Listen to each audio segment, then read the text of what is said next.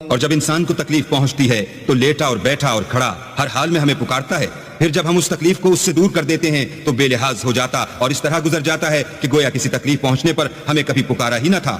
اسی طرح حد سے نکل جانے والوں کو ان کے اعمال آراستہ کر کے دکھائے گئے ہیں. اور تم سے پہلے ہم کئی امتوں کو جب انہوں نے ظلم اختیار کیا ہلاک کر چکے ہیں، اور ان کے پاس پیغمبر کھلی نشانیاں لے کر آئے مگر وہ ایسے نہ تھے کہ ایمان لاتے.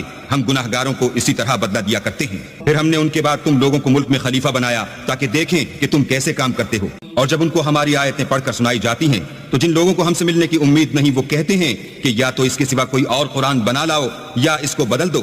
کہہ دو کہ مجھ کو اختیار نہیں ہے کہ اسے اپنی طرف سے بدل دوں. میں تو اسی حکم کا تابع ہوں جو میری طرف آتا ہے. اگر میں اپنے پروردگار کی نافرمانی کروں تو مجھے بڑے سخت دن کے عذاب سے خوف آتا ہے. یہ بھی کہہ دو کہ اگر اللہ چاہتا تو نہ تو میں ہی یہ کتاب تم کو پڑھ کر سناتا اور نہ وہی تمہیں اس سے واقف کرتا. میں اس سے پہلے تم میں ایک عمر رہا ہوں اور کبھی ایک کلمہ بھی اس طرح کا نہیں کہا. بھلا تم سمجھتے نہیں؟ تو اس سے بڑھ کر ظالم کون ہوگا جو اللہ پر جھوٹ افطرا کرے اور اس کی آیتوں کو جھٹلائے؟ بے شک گناہ گار فلاح نہیں پائیں گے.